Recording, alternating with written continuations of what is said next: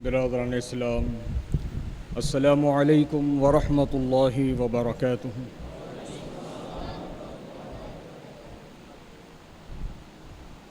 الحمد للہ وحدہ والسلام علی رسول اللہ من قال لا نبی بعدہ، اما بعد فاعوذ باللہ من الشیطان الرجیم، بسم اللہ الرحمن الرحیم، فصل لربک وانحر، صدق اللہ العظیم۔ اعلی حضرت امام اہل سنت الشاہ امام احمد رضا خاں فاضل عجم و عرب ارشاد فرماتے ہیں، وہ جہنم میں گیا جو ان سے مستغنی ہوا، وہ جہنم میں گیا جو ان سے مستغنی ہوا، ہے خلیل اللہ کو حاجت رسول اللہ کی۔ عزیزان ملت اسلامیہ، دوستو، بزرگوں، نوجوان شفیق ساتھیوں اور اپنے اپنے مکانوں میں سننے والی خواتین اسلام، حسب معمول کچھ کہنے اور سننے سے پہلے ہم اور آپ سب مل کر سرکار مدینہ راحت قلب و سینہ جناب پاک احمد مجتبی محمد مصطفیٰ صلی اللہ تعالی علیہ وسلم کی بارگاہ مقدس میں ہدیہ درود پیش کرنے کی سعادت حاصل کریں۔ پڑھی باوز بلند درود شریف، اللہم صلی علی سیدنا و نبینا و مولانا محمد عدد ما فی علم اللہ صلاة دائمة بدوام ملک اللہ۔ ہر انسان اپنی جان سے، اپنے مال سے اور اپنی اولاد سے بہت محبت رکھتا ہے، اور ان تینوں کی حفاظت کے لیے وہ کسی بھی حد تک چاہتا ہے۔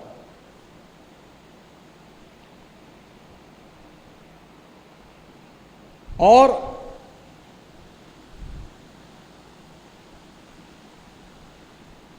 وہ بندہ کامیاب ہوتا ہے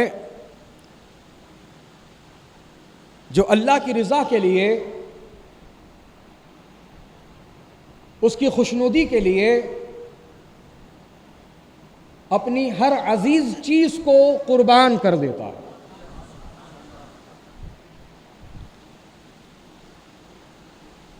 حضرت ابراہیم خلیل اللہ علیہ السلام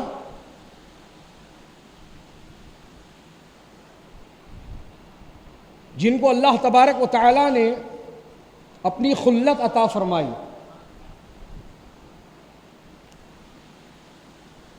لیکن حضرت ابراہیم علیہ السلام کو آزمائش میں ڈالا گیا، امتحان لیا گیا، جان کا امتحان، مال کا امتحان، اولاد کا امتحان۔ جان کا امتحان،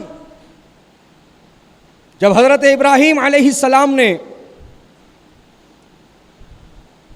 وقت کے بادشاہ سے کہا، اللہ ایک ہے، وحدہ لا شریک ہے، وہی زندگی اور موت دینے والا ہے، وہی دن کو رات اور رات کو دن کرنے والا ہے،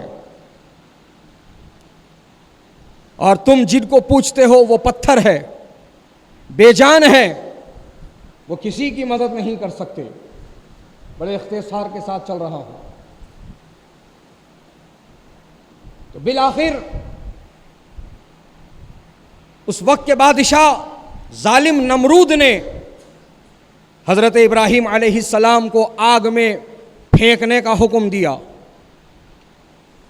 ماتھے پہ شکن نہ آئی، چہرے پہ گھبراہٹ نہ آئی، منت و سماجت نہ کی، جان بخشنے کے لیے اس سے بھیک نہ مانگی، اپنی زندگی کی تیار ہو گئے، تیار ہو گئے اپنے آپ کو اللہ کی رضا کے لیے قربان کرنے کے لیے۔ کئی دنوں تک آگ بھڑکائی گئی، منو من لکڑیاں جمع کی گئی، شیطان رہنمائی کر رہا ہے۔ پھر حضرت ابراہیم علیہ السلام کو آگ میں ڈال دیا گیا، آگ میں ڈال دیا گیا۔ حضرت ابراہیم ابھی آگ کی طرف جا ہی رہے ہیں، آگ میں پہنچنے ہی والے ہیں، اللہ نے آگ کو حکم دے دیا، اور قرآن میں اللہ نے اس بات کو ذکر فرما دیا، یا نارو کونی بردوں وسلاما علی ابراہیم، اے آگ میرے ابراہیم پر سلامتی کے ساتھ ٹھنڈی ہو جا۔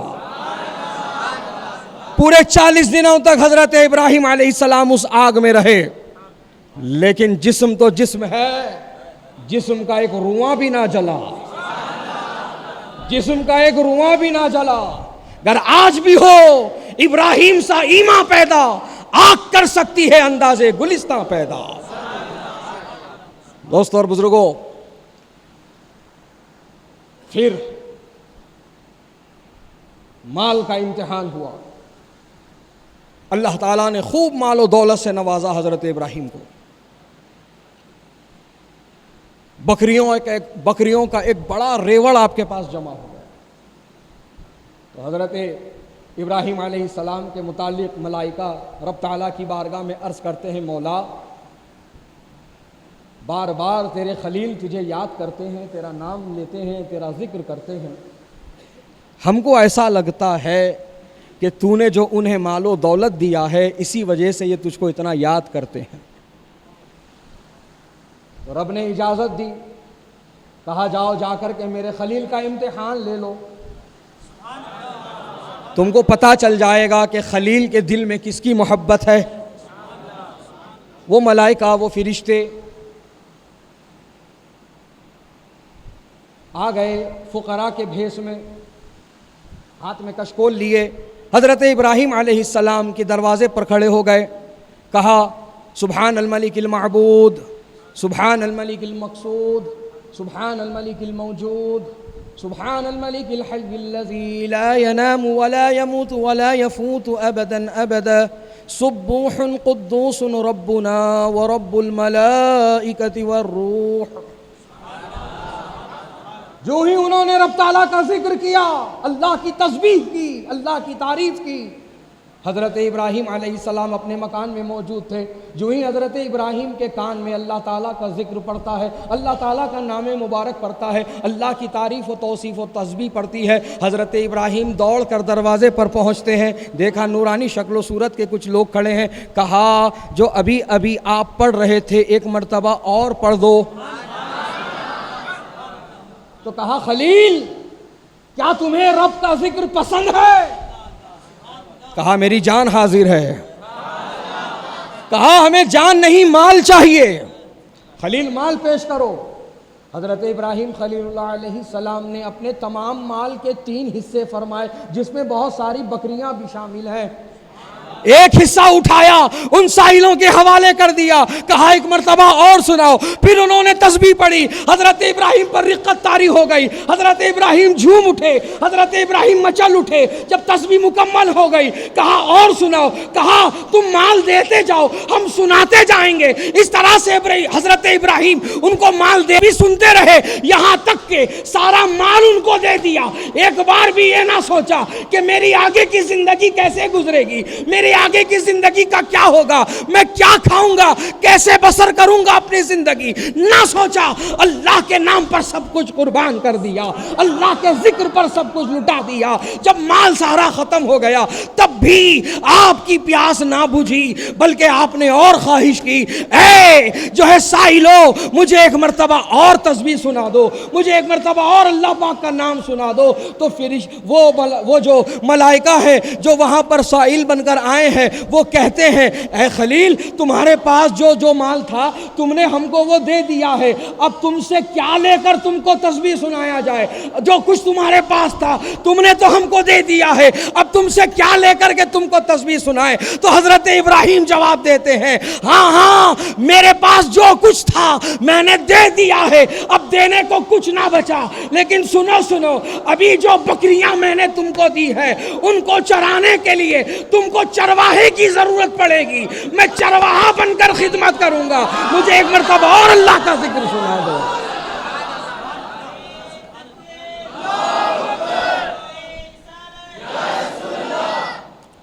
یہ ہے حضرت ابراہیم خلیل اللہ علیہ السلام، جن سے جان کا بھی امتحان لیا گیا، مال کا بھی امتحان لیا گیا، اور اولاد کا بھی امتحان لیا گیا۔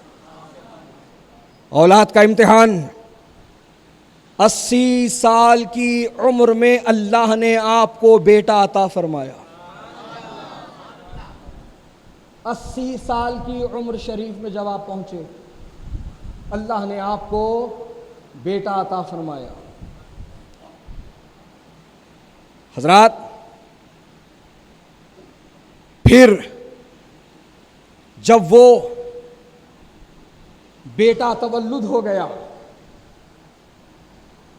تو کس طرح اللہ نے حکم دیا کہ انہیں لے جاؤ اور فلاں میدان میں چھوڑ دو، اور جب پھر واپس حضرت ابراہیم ان کے پاس لوٹائے گئے، جب وہ دوڑنے بھاگنے کی عمر میں آ گئے تو پھر اللہ نے خواب میں ان کو کیا حکم دیا، یہ تمام تر تفصیل انشاءاللہ عید الاضحیٰ کے دن نماز عید سے قبل انشاءاللہ میں آپ کو سنانے کی سعادت حاصل کروں گا۔ نماز عید الاضحیٰ انشاءاللہ مسجد ہاذا مرکز اہل سنت رضا جامع مسجد میں نماز عید 7:30 بجے صبح ادا کی جائے گی۔ 7 بجے سے خطاب رہے گا اور 7:30 پر انشاءاللہ جماعت قائم کی جائے گی۔ آپ حضرات وقت نوٹ فرما لیں اور جو اپنے احباب ہیں ان تک بھی یہ پیغام پہنچا دیں۔ حضرات محترم، چونکہ عید قرباں کا موقع ہے اور جانوروں کی خریدی کا سلسلہ شروع ہو چکا اور بہت سارے حضرات ابھی جانور خریدنے والے ہیں، تو میں بڑی تیزی کے ساتھ کچھ اہم اور ضروری مسائل ان تک پہنچانا چاہتا ہوں کہ سب سے پہلے تو ایک غلط فہمی کا ازالہ آپ فرما لیں کہ کچھ لوگوں کو یہ لگنے لگا ہے پچھلے کچھ سالوں سے، جب سے یہ کرونا وائرس کا معاملہ چل پڑا ہے، لوگ یہ سمجھ بیٹھے ہیں کہ قربانی نہ کر کے اس کی قیمت مستحق کو دے دینا یہ اس کا بدل ہو جائے گا۔ یہ بالکل غلط ہے، ایسا کوئی مسئلہ نہیں، بلکہ ایام النحر یعنی 10 ذی الحجہ، 11 ذی الحجہ اور 12 ذی الحجہ، یہ 3 دن ایام نحر ہے اور ان تینوں دنوں میں قربانی کرنا افضل ہے۔ ان تینوں دنوں میں قربانی کرنا ہے، یہ 3 دن ہیں قربانی کے۔ تو دوستو اور بزرگوں، ان 3 دنوں میں اگر کسی مجبوری کا تحت قربانی نہ کر سکے، کوئی رکاوٹ آ جائے، کوئی مجبوری آ جائے کہ قربانی نہ کر سکے ان 3 دنوں میں 10، 11، 12 ذی الحجہ میں، تب شریعت کا یہ حکم ہے کہ ان 3 دنوں کے گزرنے کے بعد آپ جانور کی قیمت، ایک بکری کی قیمت آپ مستحق کو دے دیں۔ یہ جو ہے طریقہ ہے اس کا، یہ ہے صدقہ، یہ دے دیں گے آپ مستحق کو اگر 3 دنوں میں قربانی آپ نہیں کر سکے تو الحمدللہ کوئی ایسی مجبوری نہیں ہے، کوئی ایسی رکاوٹ نہیں ہے۔ لہذا جو لوگ سہولت کے نام پر اپنی طریقے سے عمل کرنے کی کوشش کر رہے ہیں وہ اپنی اصلاح فرما لیں کہ قربانی کے دنوں میں جانور کی قیمت دینا قربانی کا بدل نہیں ہے، بلکہ قربانی ہی کرنا ہوگا۔ ہر صاحب نصاب پر قربانی کرنا واجب ہے، ہر صاحب نصاب پر قربانی کرنا واجب ہے۔ اب یہاں پر یہ بھی مسئلہ اس کے تحت آپ سماعت فرما لیں، ایک بکرا لایا گیا، اب مشورہ ہوتا ہے اس پر کس کے نام سے دیں گے، تو مشورے میں بہت سارے نام سامنے آتے ہیں۔ کوئی کہتا ہے کہ سرکار کے نام سے دو، کوئی کہتا ہے والد کے نام سے دو، کوئی کہتا ہے والدہ کے نام سے دو، کوئی کہتا ہے بہن کے نام سے دو، کوئی کہتا ہے بھائی کے نام سے دو، کوئی کہتا ہے اپنی بیوی کے نام سے دو۔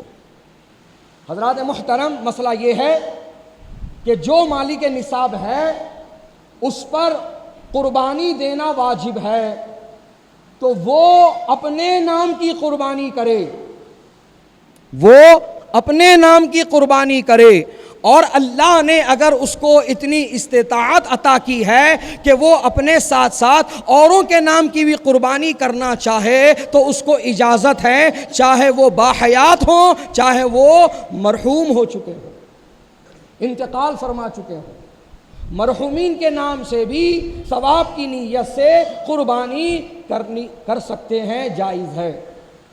اور اگر مرحوم نے مرنے سے پہلے اپنے لواحقین سے یہ کہا ہو کہ میرے نام کی قربانی کرو یا کرتے رہو، تب ان کے ذمہ داروں کو یہ ضروری ہے کہ وہ اپنے مرحوم کے نام سے قربانی کریں گے، اور وہ جو گوشت ہوگا قربانی کا، جو مرحوم کے وصیت پر قربان کیا گیا جانور، اس کا گوشت نہ وہ خود استعمال کر سکتے ہیں، نہ اپنے کسی رشتہ دار کو دے سکتے ہیں، وہ سارا کا سارا گوشت مستحقین کو دیا جائے گا، غربا میں تقسیم کر دیا جائے گا۔ اور اگر مرحوم نے وصیت نہیں کی ہے، حکم نہیں دیا ہے، تب اختیار ہے آپ کو کہ آپ چاہیں تو اپنے مرحوم کے نام سے قربانی کر سکتے ہیں، اور وہ گوشت آپ کی ملک ہے، آپ کی ملکیت میں ہے، آپ اس پر اختیار رکھتے ہیں۔ 3 حصے کرنا یہ مستحب ہے، 3 حصے کرنا یہ مستحب ہے۔ اور اگر آپ کثیر العیال ہیں، خاندان بڑا ہے یا آگے ضرورت ہے، تو شریعت کی اجازت ہے کہ سارا گوشت آپ اپنے ہی لیے استعمال کر سکتے ہیں۔ لیکن اگر آپ کثیر العیال نہیں اور اتنی زیادہ ضرورت نہیں، اور آپ جو ہے تقسیم کرنا چاہتے ہیں، تو پھر اس میں 3 حصے کریں گے۔ ایک حصہ اپنے اور اپنے گھر والوں کے لیے، دوسرا حصہ اپنے عزیز و اقارب رشتہ داروں کے لیے، تیسرا حصہ خالص غربا کے لیے۔ بات سمجھ میں آئی؟ تو یہ تمام چیزیں آپ کو ذہن میں رکھنی ہے۔ جانور جو آپ خریدیں گے قربانی کے لیے، سرکار نے فرمایا وہ صحت مند ہو، فربا ہو، یعنی موٹا تازہ ہو، طاقتور ہو، کوئی عیب اس میں نہ ہو، کوئی عیب اس میں نہ ہو۔ اب اکثر فون آتا ہے، حضرت کان میں سوراخ ہے، لے سکتے کیا؟ تھوڑا کان اوپر سے پھٹا ہوا ہے، لے سکتے کیا؟ دم کٹی ہوئی ہے، لے سکتے کیا؟ سینگ ٹوٹی ہوئی ہے، لے سکتے کیا؟ تو حضرات محترم، آپ اس مسئلے کو ذہن نشین فرما لیں۔ اگر کسی جانور میں جو قربانی کے لیے لایا گیا ہے، اس جانور میں اگر 1/3 1/3 حصے سے کم اگر وہ چیز کٹی ہے، پھٹی ہے، ٹوٹی ہے، تو اس کی قربانی درست ہے۔ اس سے زائد اگر وہ کٹا پھٹا ٹوٹا ہے تو اس کی قربانی آپ نہ دیں، بلکہ آپ اچھا جانور جو ہے آپ جو ہے قربانی کے لیے خریدیں۔ اور یہ بات یاد رکھیں کہ نیت کو درست رکھنا بہت ضروری ہے، نہ گوشت کھانے کی نیت ہو، نہ کباب بنانے کی نیت ہو۔ یہ بات خاص طور پہ خواتین سماعت کریں کہ گھر میں ماشاءاللہ بکرے کاٹتے ہیں تو بڑے جانور میں بھی حصہ لینے لگاتے ہیں، اور بڑے جانور میں حصہ لینے کا مقصد یہی ہوتا ہے کہ اس کا گوشت جو آئے گا اس کے پورے کباباں ڈالیں گے، پھر اس کو سکھا کے 6 مہینے سال بھر کھاتے رہیں گے۔ تو میں آپ کو واضح طور پر یہ سمجھا دینا چاہتا ہوں کہ نہ گوشت کھانے کی نیت ہو، نہ کباب کھانے کی نیت ہو، نہ بوٹی کلیجی کھانے کی نیت ہو، بلکہ نیت اللہ کو راضی کرنے کی ہو، نیت اللہ کو راضی کرنے کی ہو، نہ خاندان والوں کو دکھانے کی ہو، نہ پڑوسیوں کو دکھانے کی ہو، نہ خاندان کے رشتہ داروں کو دکھانے کی ہو۔ یہ بھی سلسلہ چل رہا ہے، دکھانا ہے میرے کو، بتانا ہے میرے کو، میں بھی قربانی کر سکتا ہوں، بچے ضد کر رہے ہیں لا لیا بکرا۔ حضرات محترم، یہ نہیں ہے، اللہ کو راضی کرنے کے لیے، اللہ کی رضا کے لیے کوئی عمل ہو، کوئی عمل ہو، فرض ہو کہ مستحب ہو، ہر عمل اللہ کے لیے ہونا چاہیے۔ تو انشاءاللہ نیت آپ کی بہتر ہوگی تو اس کا اجر آپ کو دونوں جہاں میں ملے گا۔ اور اگر 6 لوگوں نے نیت کی، قربانی کی، اور ایک کی نیت ہے گوشت کباب کھانے کی، تو اس ایک کی وجہ سے باقی کے 6 لوگوں کی قربانی بھی ضائع ہو جائے گی۔ اللہ اکبر۔ لہذا نیت کو درست رکھیں، قربانی کی نیت رکھیں، اور جب قربان کریں، جب آپ قربانی کرنے لگیں، جب آپ گلے پر چھری پھیرنے لگیں، تو حضرات محترم دل میں یہی نیت و جذبہ رکھیں، مولا تیری توفیق و تیری عطا سے آج میں تیری راہ میں یہ جانور کی شکل میں مولا یہ قربانی پیش کر رہا ہوں، جو تیرے خلیل ابراہیم اور تیرے حبیب سرکار مدینہ علیہ السلام کی سنت اور طریقہ ہے، ان کو ادا کر رہا ہوں۔ مولا تو اس کو میری طرف سے قبول فرما، اور اگر کل کو مولا دین کے لیے، عظمت قرآن کے لیے اور ناموس رسالت کے لیے میری جان کی ضرورت پڑے یا میرے اولاد کو قربان کرنے کی ضرورت پڑے، تو مولا جس طرح یہ جانور قربان کر رہا ہوں میں بھی قربان ہو جاؤں گا، اپنی اولاد کو بھی قربان کر دوں گا۔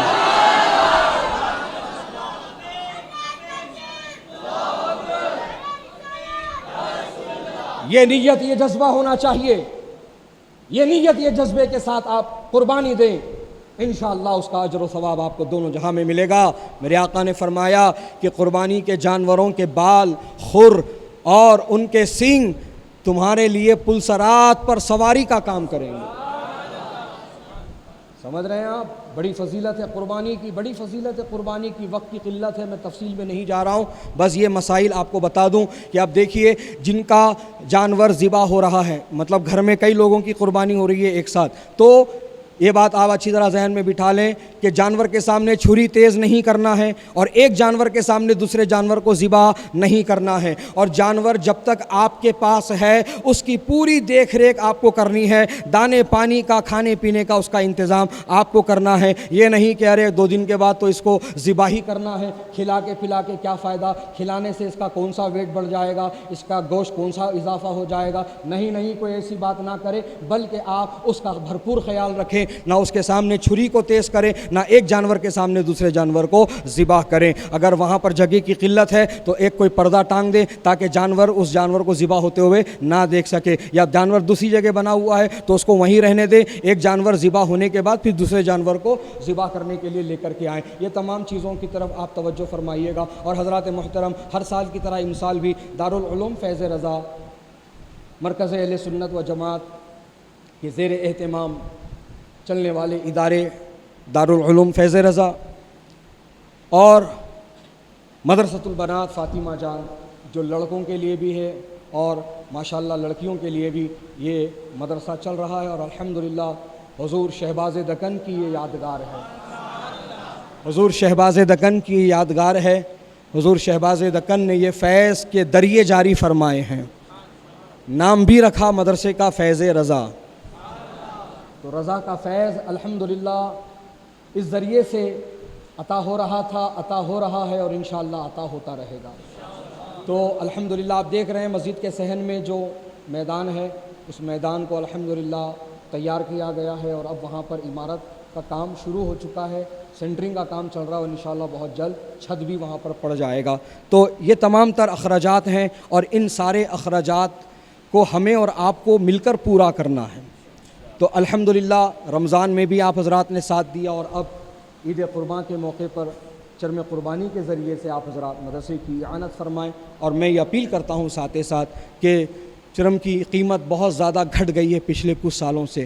بکرے کا چرم جو ہے کچے میں 10 روپے 15 روپے میں بک رہا ہے، بیل کا چرم 100 روپے 90 روپے 150 روپے تک بک رہا ہے۔ تو اس قدر قیمتیں گر چکی ہیں۔